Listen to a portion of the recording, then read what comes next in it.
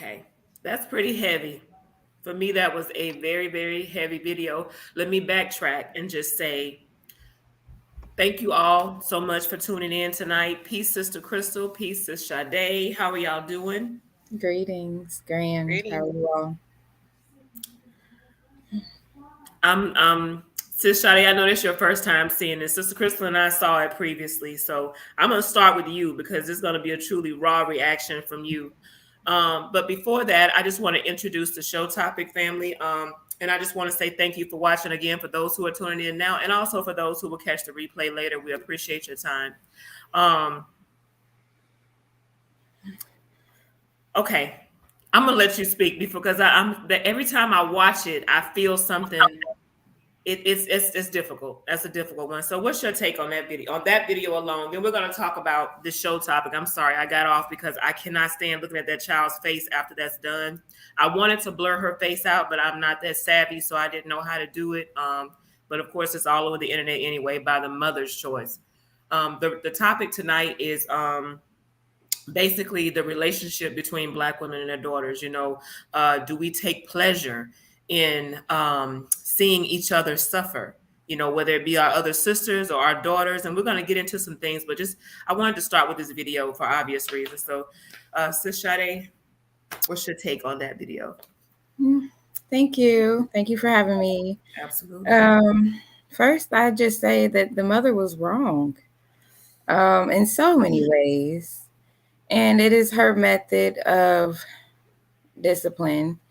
And everyone has theirs. And it comes from a place of how they was raised themselves, how they were disciplined as children. So she's only doing what she was taught. But we live in the social media world, so putting it on Facebook is a trend. Um, and the child is only doing what she's being told to do. When she gets older,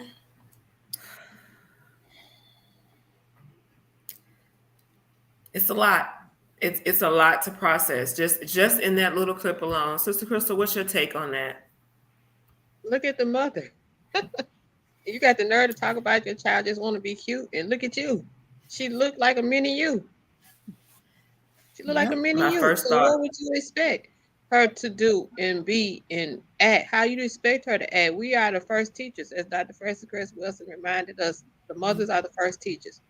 And so if you sitting up with your eyelashes on and 5 coats of makeup and your hair all quote did, what you think? What do you think? I mean, are you really showing her that you want her to be a great student? That you want her to bring good grades home?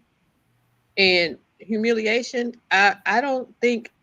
I mean, my our parents didn't humiliate us. That's one thing they didn't do. But then again, we social media brings on out a whole nother beast in Absolutely. people, and so Absolutely. humiliation is not discipline. Uh, Embarrassing your children is not discipline. So, what's the lesson in that? What is the lesson? What is she? What how? I mean, seriously, she's doing way more harm than teaching. I So, fully agree. I don't agree with that at all. And I just think we this whole notion of being an example is flying over people's head because I'm looking at her, the mother. She's just a reflection of you. She looked just like you. Exactly. So yeah, Exactly. it makes me angry. Yeah, it very, very angry. And it just takes me back to um wow. I mean, pretty much what you said, but what it comes down to is not only that, our daughters model us either, they Mhm. do what we do or they use what we do as an example of not to do. It's just there's no in between. And that daughter clearly was modeling her mother, Yeah, no doubt. but there's no accountability. No.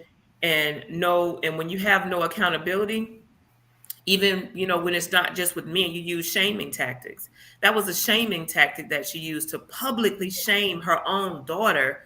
And it's like in this generation, mothers, and I use that term very loosely, have gotten to the point where it's okay to expose everybody albeit the men or the women that you get into, but even your own child, to the extent that you would cut her hair. Now, with Black women, when we go to the history of hair, we know how important our hair is to us. We know how much that means. So when I looked at the child's face, the first time I saw it, I was angry. The second time I watched it, I was even more angry. The third time I watched it, I cried, because it made me reflect on some things. Now, my mother never did anything like that. Nobody's mother was perfect, you know. And as I got older, I realized my mother loved me to the best of her ability. You know, like Sister Sade said, oftentimes we move in a way that is based on what we saw, didn't see, received, or didn't receive. Mhm. Um, it's just so much. But when you look at that daughter's face, she is traumatized. That was abuse. Everything that she said, the mother, again, using that loosely when it comes to this woman, the mother was gaslighting her own daughter. What I did to you is okay, right? This abuse is okay, right? So when you get with this man and he beats you and he decides he wants to cut off your fingers because you texted a man, it's okay, right? So you just taught your daughter as a mother that that's okay. That type of treatment is okay. With that being said, again, our topic is, and greetings to everybody who is in the chat. We do see you. This is kind of it's not kind of a heavy topic, but it's definitely a topic that we have to dive more into because it does impact our wellness. You know, you have so many sisters right now walking around suffering from what is literally arrested development because they didn't move past 16, emotionally, spiritually, and in some ways, physically, right? True. It's really, really true. So I know that the way that our mothers, like I said, the way they raise us has a lot to do with that. So with that regard, I wanted to ask you both. I'm going to start with you, Sister Crystal. Um, do you feel, and I'm going to ask you both the same question. Do you all feel that the way that I guess you would say modern mothers are with their daughters now, is it a reflection of um our mothering for those of us who have daughters in the modern era, right now? Sister Sade, you're in it, so you're young. You're not our age, but do you feel like the way that they were raised is an excuse for how they raised us, or the way we were raised is an excuse for how we raise our daughters when we don't do a sufficient job, basically? Well, it's all about accountability because my mother always told us that she wasn't perfect and they knew that they weren't doing it right. And there were some things that her mother did that she felt that she didn't want to do. Mhm. And so when you have a mother that's accountable and responsible and will tell you, well, I didn't do this because, my mother did that, you learn and you do the best that you can, and you have those open and honest conversations with your daughter. The problem now in this modern society is that it's so many variables now. So, you know, when we were growing up, we weren't as assimilated as our children are, and they come in contact with people who don't have never had a respect for their parents. Um, and so now it's this whole blame your parents for every little problem that you have in life, and without understanding the historical component of it. And then you add the element of social media to it. That's a whole, like I said, another beast. And so uh, it's just quite a few variables that come into play, trying to parent in this modern age. And like Brother Patrick says, sometimes we live in this paradox. We teach our children one thing, but then they have to go out into this world that's dominated by other people that are heavily influencers of what they do and how they act. And so, you try to teach them and you try to lay a solid foundation, but it's hard now because it's so much. I mean, you can't turn on the TV. You Yeah. can't listen to music. I mean, nothing is safe and nothing is sacred. And so that's just my frustration with my children, and they're all adults, um, young adults, And I have my granddaughter who I'm trying to teach as much as I can, but you have the parents and the culture. It's just a lot Yeah. to overcome. And that's why I keep saying we got to have safe spaces. I'm here at the center. I love this space. It's a safe space. Our children don't have safe spaces. Schools aren't Very safe. true. Nothing is safe for our children, specifically for our children. And it's incumbent on us to recognize that and start building. Because if we don't, man, I just I think about the future of us, our babies, and us as a black people. Yeah, I agree.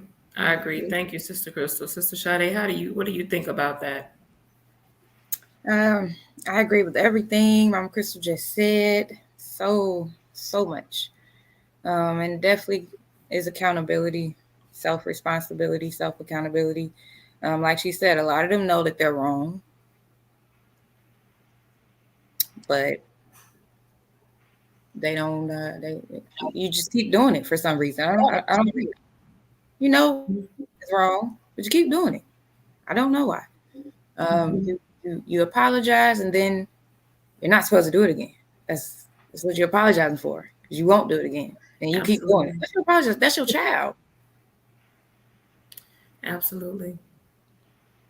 I don't And I understand. asked that because I was speaking to my daughter about it.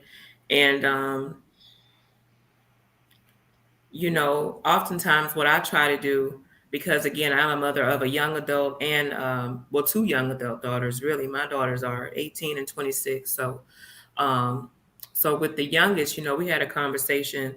And before the show, I said, the topic is about, do Black women basically get a kick out of watching and take pleasure of other Black women suffer? And she kind of was talking about things that happen in schools, like without a flinch. Yeah, absolutely, on purpose. You know why? Because of something else you said earlier. You said that Black women are often raised to compete with each other. So it doesn't stop when you have a daughter. If that's your mindset, like if we go back to that video, that's a mother, like Sister Crystal said, she's emulating you. The way she dressed, the way she looked, her eye. I don't know. I think there was a filter too, but that's another thing too. But whatever it is, she's imitating you. So I guess now, because, which is going to lead to the next question, because she's coming of age. Y'all know the old saying, "Oh, she's starting to smell herself now." You know what I'm saying? Like two grown women can't be in the same house. Now she's coming of age. Are you afraid? And I hate to even say this because we know there are some sick males out here, and there are some mothers who don't have enough wherewithal to say, "Hey, I don't want you around my child because you're looking at my child the wrong way." But it goes back to that same thing, a lack of accountability. So, with that being said, like I said, it's like Black women are so often raised to compete with each other that, like my daughter said, it's almost like, yeah, I don't mind her being hurt because what? It ain't me. There's no sense of community. There's no real sisterhood, right? And so I just think that's a big reason why the relationship between the mother and the Black woman specifically, because that is my concern. I ain't got nothing. Listen, I'm all about the Black woman and the Black child and the Black family. That's just clear. Okay. I don't mind saying that because I mean it and it's never going to change. All right. So, in the concern of us, not thinking about others, but for us, we are raised that way. We know that often other races are raised to be wives, they're raised to um like I said, just be wives, to be productive in their family life. We're not necessarily always raised that way. Some of us are, but oftentimes we're not. So my question is, I'm gonna ask it again when Sister Sade come back on. And she let me know that, y'all know this weather is crazy. So she's dealing with some power issues and some Wi-Fi issues. I spoke to someone earlier in Memphis, Tennessee, and it was like 9 degrees there. So we got a lot going on. So just bear with us as we get through this. This won't be a long show, family. And once again, I just want to thank you all for joining us. But the question is part of the reason why the relationship is so strained between many Black women and their daughters is because of that mindset, being raised to compete. What are your thoughts on that, Sister Crystal? Yeah, and a lot of mothers are living through their daughters. Big one. I mean, seriously, it's like, okay, Yeah. because this whole my daughter's my best friend, I never felt that Right. because I feel like our young ladies need guidance and counsel. They have enough friends, and Come on who now. I'm a grown a woman. I'm a grown a woman, and why would I need I have a daughter? My daughter is my best friend. Now, as you Hmm. age, of course, your relationship with your children changes, and mother and Absolutely. daughter change. The relationship changes as it should. But still, even when became a mother myself, I Hmm. still had a measure of respect for my mother. Um, and so I think, a lot of this, well, I'm doing this because you didn't do this. Well, seriously, was it that terrible that you had Right. to humiliate her? I mean, seriously. So, this whole I want you to be this so I can talk about you like this, and Yeah. you got to be doing this so I can brag on you about that. So I think, that whole image that we want to put out as having this perfect relationship and having these perfect children, it Hmm. it, it plays into the psyche of that. Yeah. And of course, I I know people, who do party with their children and do all these things with their children, and I'm just not one to do that. But it does create that culture of Yeah. competition. It it Yeah. it's, it creates that culture when you want to live through your daughters, and you want to share this experience with them. It's great to be excited for them and watch them grow and develop into the Yeah. person that they are becoming. But it's another thing when you are obsessed with it. So, you know, it's something. It's something. And that is for me. I think that's one of the biggest things.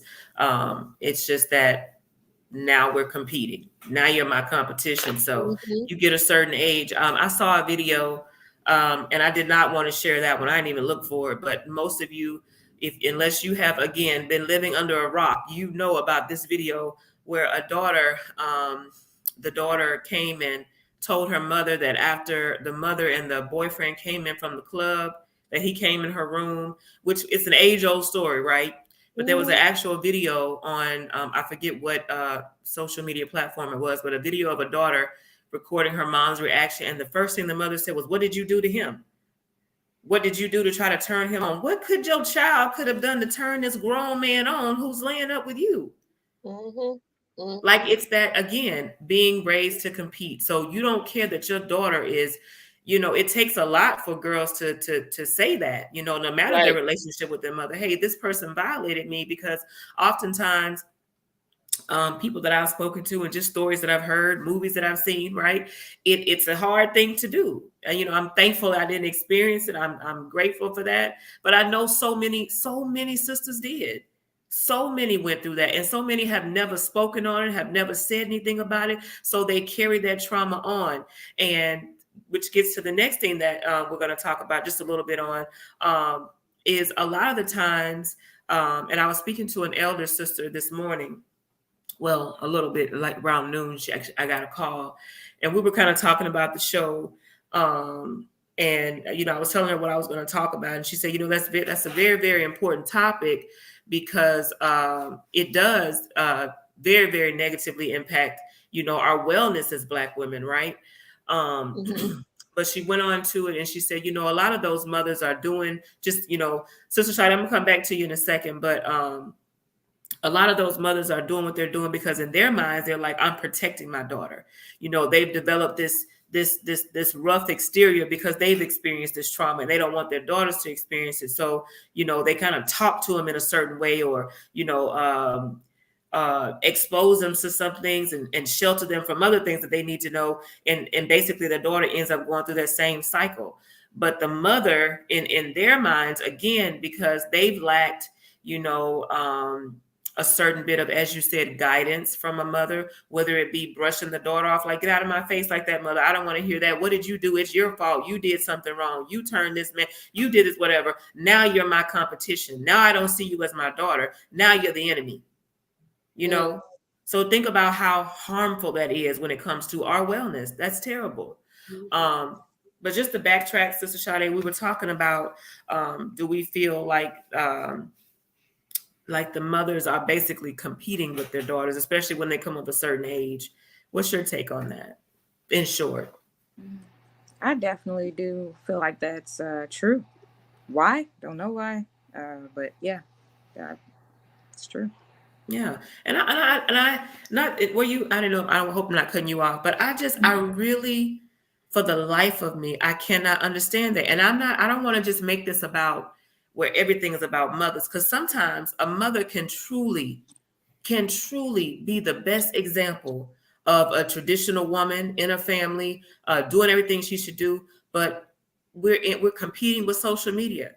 We're competing with reality TV housewives. We're competing with things that they hear in the songs or what they see. So, like for me, if I could get my daughter to come over here now, she probably won't. She's looking at me. But if I could get her to come over here right now, she knows I hate eyelashes, but she's 18. Now she'll wear them, but they'll be the natural. And I just give her a look like she's beautiful. She doesn't need them.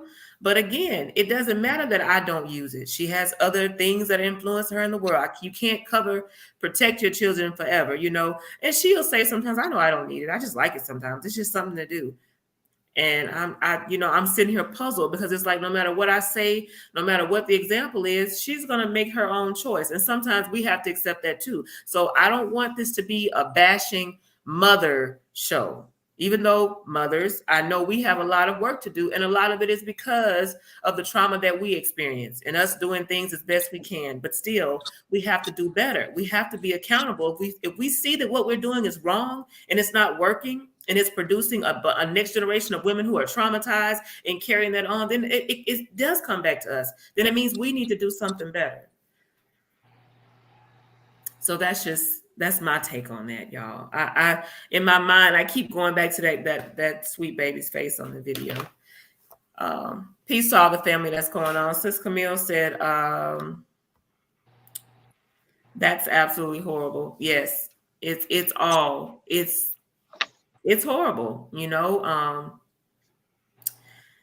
there's just so much to it, y'all. There's so much. And what do you all think about when those daughters, what are we doing wrong in the sense when we can't?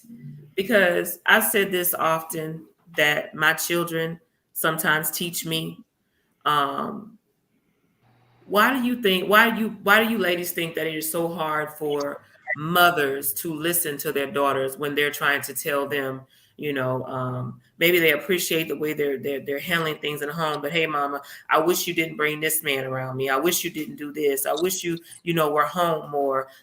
Why is it so hard for so many Black women in our generation to listen to that when it comes to being told what we're doing wrong by our daughters? And when they're letting us know that whatever our actions are causing them to suffer, why don't we listen to correct it? What's wrong with us? Sister Crystal? For me, I know sometimes I am that way. For me, sometimes I feel like they come at me at a place where they had this know-it-all demeanor, and so I'm big on conversations. I don't like to go back and forth a lot, and so if you can't have a conducive conversation with me, I'm just gonna be like, okay, you know what, I'm not gonna talk about this right now. So I think for me that is a big part of where I cause my daughter's frustration, because they tell me I don't listen, but I'm not going to sit here and listen to uh like demoralizing comment about me. If you want to have a conversation about something, Right. talk to me like you have some sense. Seriously. And so and then if I don't agree with you and I'm trying to tell you something from my experience, don't make it seem like I'm just be this terrible person. Listen, and then we can have our conversation from that point of view. So I think for me is the lack of respect that comes with some of the youth today. Is like, okay, I know because da da da, and I'm trying to teach you from a historical perspective, because We have to, because our experiences are unique in this country. And I Absolutely. am not just gonna listen to you come to me talking about what somebody of another race, ethnicity, or whatever is doing, or what how they do it, because they have a privilege that we don't. And you need to understand that. And I'm gonna be real with you about it. So for me, it's about, really wanting to have an effective conversation. And sometimes I think people don't want to have effective conversation. They just want to have pissing contests. So yeah. Sweetheart, you want to come on the show? Because you know what, I don't mind using myself as. She's like, nope, I don't think so. I don't mind using myself as an example because Mhm. the other day I was talking to her about it. I can't say the topic technically, but she gave me some really good advice. Because we don't always get it right as mothers. We don't, Right. and sometimes we just get so caught up in surviving, not even Mhm. saying we were raised on survival, but say if you're a single mother, you've maybe went through a divorce or however it is, we get so caught up on just surviving, on going through the motions that sometimes we miss the little things they're trying to show us and tell us. They're crying out like, hey, I need you to see this. I need you to hear this. But we're so busy. I got to pay the light bill. I got to pay the rent. I got to cook. That we don't even, we just all over the place. We're doing too much. So, and this one is very stubborn. She's a Taurus like me, so she's very vocal too, right? So true Taurus. Thank you. She had to correct me on that one. Like, so she's very stubborn, and she knows it, and I can be too. So y'all can imagine what that's like in the house, right? Okay, yeah, but it's all good, but but you know and it's like I have to stop and I have to check myself. Wow, this is something she's trying to let me know that I'm doing, either directly or inadvertently, that's causing her to suffer emotionally because I didn't hear it. Like you Mhm. were saying, Sister Crystal, I'm not gonna go back and forth because it's us. You being disrespectful. Be quiet, child. Be seen, not heard. Kind of like that. Even though I don't raise my children or rear my Yeah. children that way, it's Yeah. still sometimes as a mother we do get this. I can be accountable and say we do get this attitude of do what I do, don't do, I mean, do as I say, not what I do. Mhm. But going back to that, she basically told me something, a pattern that I had that I didn't even realize. And I was like, you know what, you're right. And when I said that, I could see her face like, wow, she heard me. Like, I'm not just saying this. She actually listened to me. And I try my best to. I'm not the Mhm. best. None of us are the best, but we have to be accountable in knowing that we can still learn from our daughters. Yeah. Sometimes they may get that exposure in other ways, but they can also bring it back and help us with some things that we don't Okay. see. So being Yeah. open to conversation, effective conversations, Right. is definitely an important way to get us on the track to healing this relationship that I is agree. truly damaged. So any Mhm. thoughts on that matter? Yeah. I Yes, I agree. would It. just say, Go oh, go ahead. go Um, ahead. I agree. Y'all are teaching me something because my oldest will be 13 in less than 30 days. Ooh, So that's my oldest, 13. Um, so I'm definitely trying to, take in everything that you all are saying and make sure that I am applying that daily in how I yeah, raise my two. So my four. Definitely open conversations and allowing them to know beforehand. And as much as I try to shelter them, they do see stuff every time they turn on the that's TV. right. So it ain't, you can't even shelter them. That's right. So yeah, I'm learning. And as I said before, we're still learning from you. The beautiful thing about you, um, I had mine home for a little while, until a little later on as I stopped traveling, they were with me. But you're homeschooling daily. So the beauty of that is your daughters are getting to see every facet of their mothers. Whereas, now mine have to go out to do certain things. My oldest is working, living her life, doing her thing. But so that's a really beautiful thing about that. And I would just if I could say anything, would be kind of what we were both were saying. Always effectively communicate with her. Listen, Mhm. not just to respond. Yep. but really try to hear what they're saying to you, because sometimes it's in the nuances. It's something very small. Facial expressions tell a lot. Like I said, when she corrected me on something that I was doing wrong, something that I was choosing wrong. Yes, you did. Thank you, darling. Um, anyway, so when she corrected me on that, normally I'd be like, girl, I'm tired or something, you know. But when I listened, I said, you know what, you're right. Like when I tell you, her facial expression just changed. So I think that's something we have to get to. So, and before, this is Chris, you had something you wanted to add? I had one more thing that I wanted to talk about. Now I want to read something when we finish up. Just something that we all need to think about as Oh, you Black know we need that. We need women. our frontline librarian to do that. So that's definitely coming. So before we get to that, I just wanted to go into one other avenue that it seems that as far as building a sisterhood, um, that Black women are greatly suffering from when it comes to taking pleasure in hurting other women. I had a friend um, last year. She went through a really rough situation. And you know, it was just really bad. Was married to a man. She ended up getting divorced. Her best friend ended up dealing with her husband on the, you know, actually it had been going on while they were married. And then once she separated, she went through all kinds of stuff. He basically moved in with the best friend. The best friend knew she knew, two Black women knew everything about this woman, how she had poured into this man, how she'd left home early to be with him, went against her parents, all of this, right? And the best friend came from more of a privileged life, right? But she was the only child, and I can get into that too. But she was the only child. She ended up being with her friend's husband, and the friend basically she took her life because the best friend, the one who was married, she ended up taking her life after dealing with the situation because the woman was constantly flaunting the man in front of her face. Y'all know social media, on social media, kissing her husband.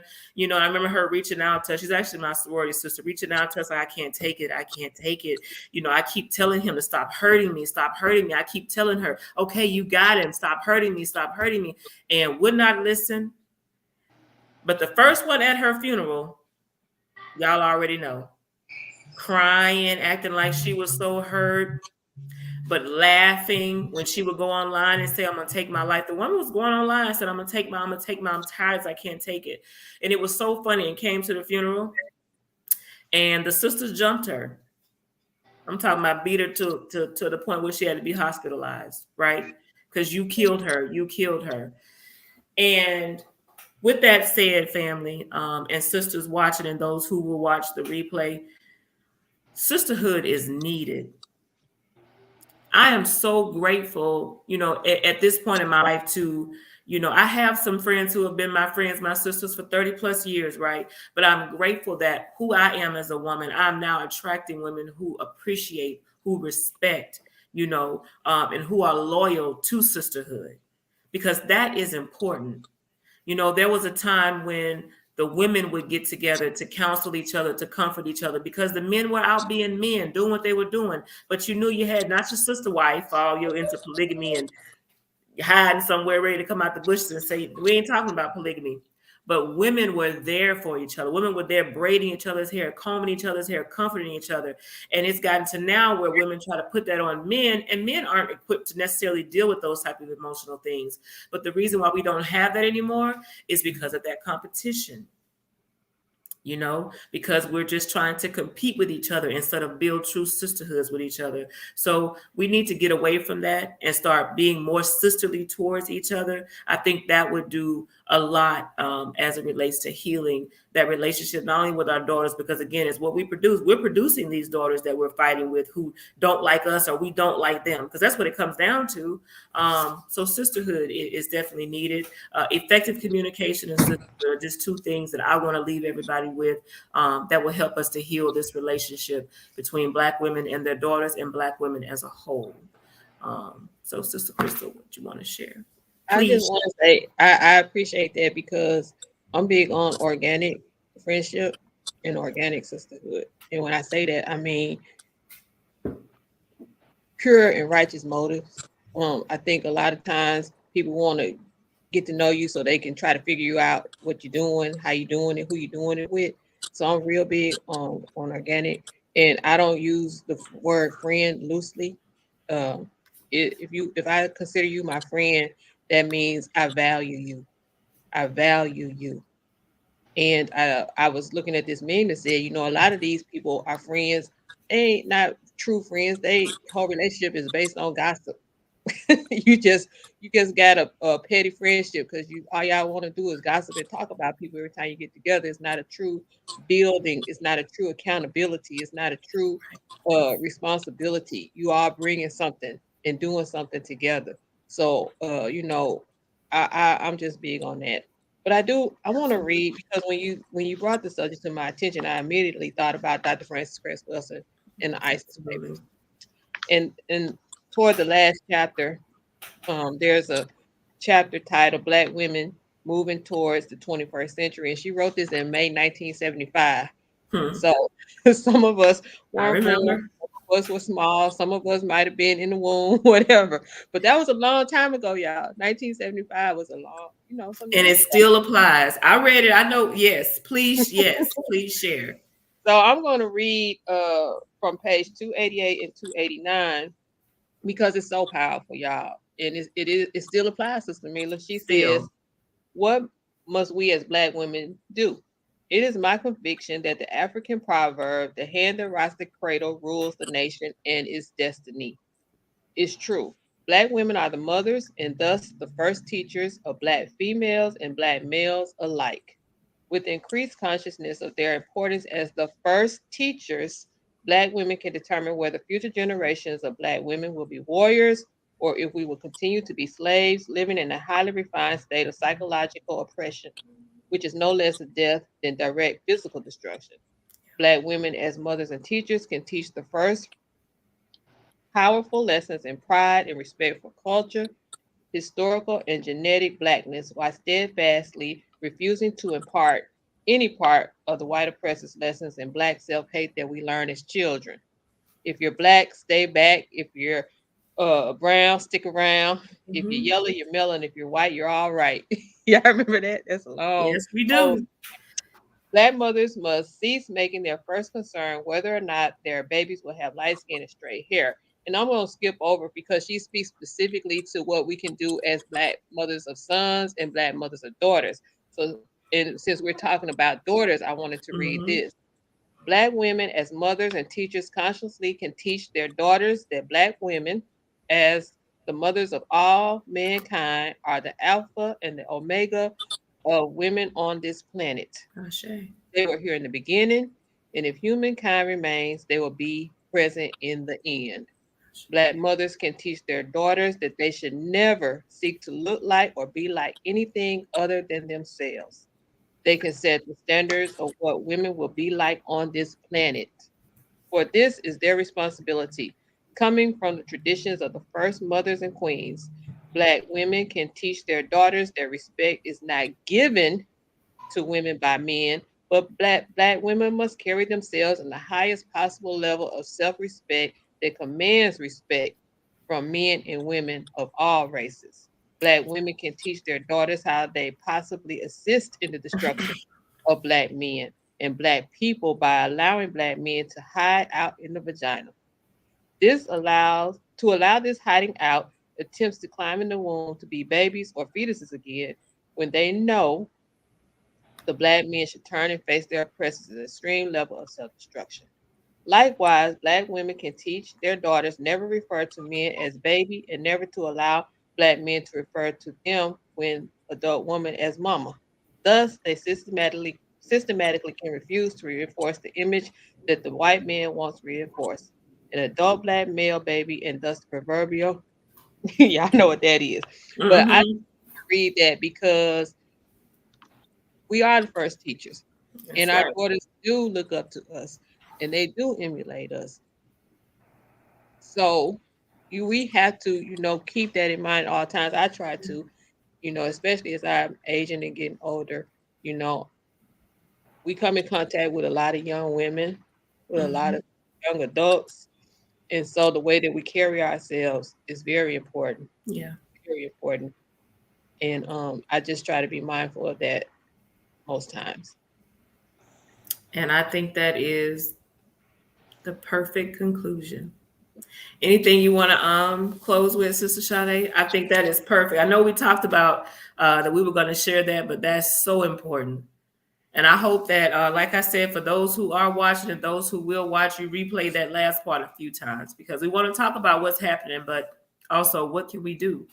What can we do? And it's something that was written in 1975, but it's still so prevalent, so relevant for today. It So is. apparently, a lot of us missed it. A lot, and that's why Ashe Academy, Black Liberation Movement, what we're Yes, doing is so important because we have the opportunity, we have the responsibility to teach our babies that's these right. things. We can institutionalize them. They're institutionalizing all this other crap, so we can institutionalize our blackness and That's be right. proud of who we are. Ashe. Mhm. And a side note, if you want to know more about the Black Liberation Movement, Mississippi, or you want to know more about Ashe Academy, listen, get in the comments, email me. Y'all can find Sister Crystal Denise on Facebook under Sister Crystal Denise. Well, Crystal Denise. Y'all can find Sister Sade. You want them to find you? Go ahead. Y'all can find her Yeah. on Facebook too, IG. We there. So listen, Mhm. if you want to know more, we need effective people to get on board. We need, if you're in the Memphis, Tennessee, South Haven, Mississippi, Horn Lake, Olive Branch, or however far you're willing to drive, Ashe Academy is there. These things that we talk about when we come on a couple of times a month with issues that affect us and nation building and wellness, those children will get that type of effective communication and instruction from the start. So, and adults, we're here. Let's get it. So, Mhm. Sade, I Right. didn't mean to cut And you it off. just goes, just have some self accountability, some code. I think I saw someone in the comments say we need a code, a moral code amongst each Yes. other. Come on now, y'all. We know Brother what Brother we Ola. do and Ola. need to. Mhm. Right. We know what we need to be doing. Let's get it together. Yeah, we do. Too much, We too much jealousy, too much greed, too much everything. yeah, What? yeah, Mm-mm. absolutely. Like I said, y'all teaching me. I'm learning, and I just hope these things apply and stick with my own. Ashe. It's it's terrible out Yeah. here. hmm But you're on the right track. You're still early though. At 13, they're still sweet. 14, 15, 16. Whoo, just keep Yeah. communicating. Yeah, Yes. Teeth. yeah. Yeah, Keep but that. it gets better. It does. I must It say, does. it does. It was I remember seeing that whole meme about how your daughter's relationships with you changes and fluctuates during different ages and stages in their life. And so, I just give thanks that, I was able to mature and have a great relationship with That's my right. mom before she transitioned. And so, I just I'm trying, we still learning. And so trying to create that same Yeah. safe space for my daughters as well. And I I think so. Brandy, You're she was doing it. really Brandy was worrying me this morning, y'all. She kept Yeah. coming in my room, getting to bed with me. And she was like, "You should be glad." I'm like, "Girl, I just want some space." Like Kizzy told her, "I want some space." SPACE.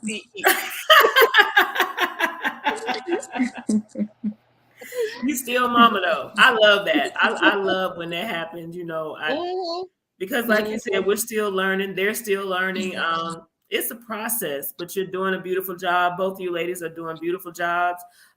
It is a process. The thing about it is we just got to keep letting them know we don't want them to suffer. We want them to win. We want to be, you know, um, continue to be the best examples we can be, and hope, as Dr. Francis Cress Welsing said, that they will realize that, accept it, and moving forward, that we'll create daughters who are teaching this even earlier. So, and get your Mhm. babies in Ashe Academy so they can learn earlier too. Yeah. Yep. I said what I said. I said what I said. All right. All right, sisters. So, family, again, thank you all for joining. I tried to keep it under an hour and we did it because we didn't want to keep y'all too long. Again, we want Yeah. to be effective, but we don't necessarily want to take all your time. We appreciate you guys for showing up. Sis Camille said, I feel you, Sister Crystal, mine is 24. Woo. Yes. I got two Aries. Both of my daughters are Aries, Oh, oh, oh. like a week apart. So yeah, yeah. Okay. Say less. Say less. All right. And on that note, family, keep loving on each other. Keep being there for your sisters. Let's work on building sisterhood. Whether that comes to, all types of wellness, your mental, physical, and your spiritual. Grab somebody in your community. Start building sisterhood by doing walk teams together, working out together, being able to talk to each other and counsel each other. It is necessary. And in the process of doing that, sisters, please remember, Black women are still leading in clinical obesity. So drink your water daily, 64 ounces minimum. Try to get to at least half your body weight of water in ounces a day. That's the ultimate goal. Please do your best to get there. Stop living to eat and eat to live, because nothing, absolutely nothing, tastes as good as being healthy feels. And we will see you all next time. Peace. Peace.